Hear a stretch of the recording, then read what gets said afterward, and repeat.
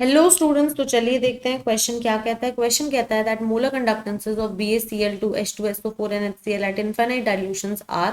आपको दिए हुए हैं तो चलो सबसे पहले यही पुट करते हैं। Lambda m infinite of BaCl2 will be equal to lambda m infinite of Ba2 plus 2 into lambda m infinite of Cl minus, ठीक है। this is given as your x1.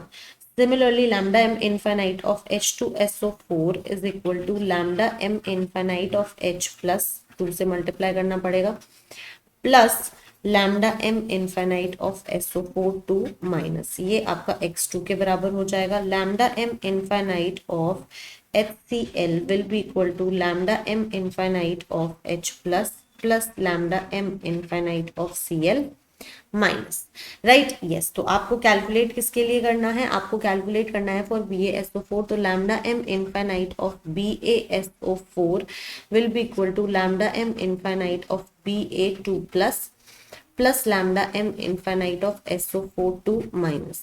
So my dear students, ये calculate करने के लिए हमें Ba चाहिए, तो हम क्या करते हैं, x1 को ऐड कर देते हैं, ठीक है। इसको इक्वेशन 1 2 और 3 लिखते हैं, ठीक है।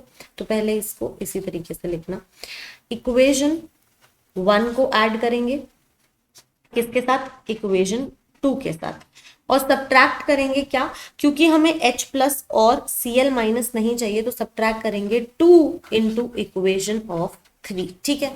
तो जब आप ये पुट करोगे तो इसका मतलब है that you are adding x1 plus x2 and minus 2x3, right. Yes, तो ये बेटा आपका एक्सप्रेशन आया है, ये आपका एक्सप्रेशन आया है किसके लिए, lambda m। This is equal to lambda m, कहाँ लिखे हैं आप, जगह ही नहीं बची है, lambda m infinite of BaSO4, right. Yes, तो ये बेटा आपका एक्सप्रेशन आ गया मोलर कंडक्टिविटी का, ठीक है। लेकिन क्या आपको मोलर कंडक्टिविटी फाइंड आउट करनी है? नहीं, आपको इनफाइनाइट डाइल्यूशन पे इक्विवेलेंट कंडक्टिविटी फाइंड आउट करनी है।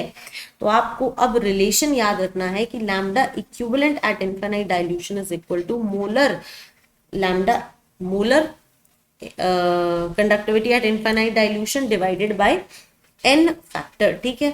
तो यहां से हम लैम्डा इक्विवेलेंट इनफाइनाइट निकाल सकते हैं, वो कितना आ जाएगा, ये वैल्यू लिखो जो आपने लैम्डा इनफाइनाइट की वैल्यू कैलकुलेट की है, x1 plus x2 minus 2x3 divided by बेटा n factor. n factor BaSO4 का कितना है, क्योंकि आप BaSO4 के लिए कैलकुलेट कर रहे हो, टोटल पॉजिटिव या फिर टोटल नेगेटिव चार्ज ढूंढ लो, कितना है, टोटल पॉजिटिव चार्ज भी 2 है, टोटल नेगेटिव चार्ज भी 2 है, तो यानी कि n फैक्टर आपका 2 है। तो ये आपका फाइनल एक्सप्रेशन होगा x1 plus x2 minus 2x3 upon 2, यानी कि ऑप्शन डी जो है वो आपका करेक्ट आंसर हो जाएगा। Thank you.